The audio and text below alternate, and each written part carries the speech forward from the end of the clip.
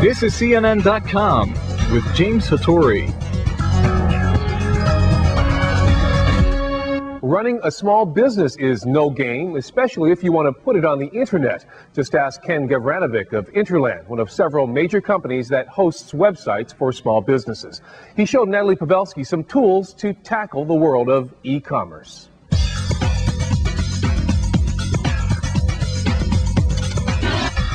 So this web hosting idea, it sounds like you're serving cocktails or something. What is it? When you have a website, somewhere there has to be a computer and a system behind that that's hosting this website. So what we do is we handle all of that kind of the technical part of developing a website for a small to medium-sized business. What kind of normal mom and pop, small, medium businesses can really benefit from going on the web? This is a great example. Puptown Gourmet was basically a small retail shop. They focused on dog lovers in their neighborhood wanting to buy these treats for their dogs.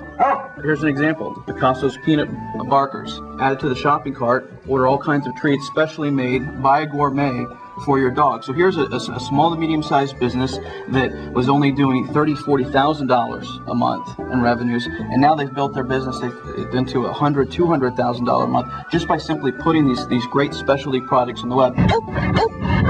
It only costs them $150. To have basically an employee that talks about your business 24 hours a day, 7 days a week, is never late, never asks for a raise.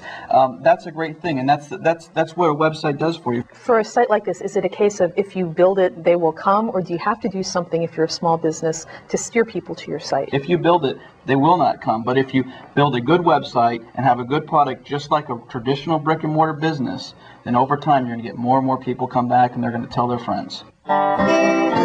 Stan's Smokehouse, award-winning hickory smoked meat since 1970. What's this about? Well, this is another great example. Here's a business that basically was a distributor of meat products. So they were selling it to restaurants and delivering those type of services. That distributor, that manufacturer, in this case obviously making some great meat products, is able to deliver that direct to the consumer, to you at your house. And you get a better product and you get it at a lower price often. But the important question about this site, do they have Polish sausage? Oh, that's a good question. Let's find out. There it is.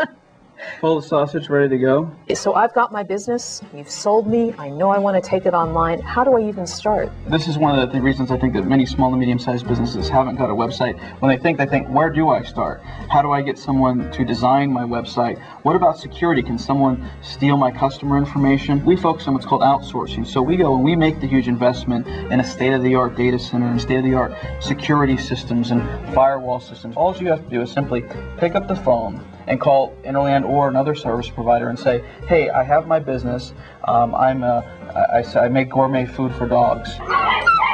They can focus on their business, and we take and maintain the website and make sure everything works, and we explain it to you in a very simple layman's terms.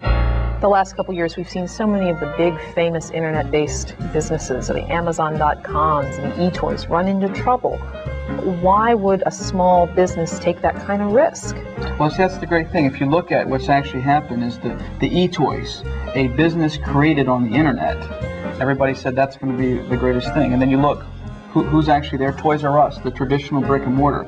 Having a website, it's a storefront in essence, but it's still a business, and you still have to run it like a business. There's nothing magical about it. So a really great website is not going to save a really bad business. Absolutely. I think that's the lesson, is that a great business is always going to be successful, and a bad business is always going to fail.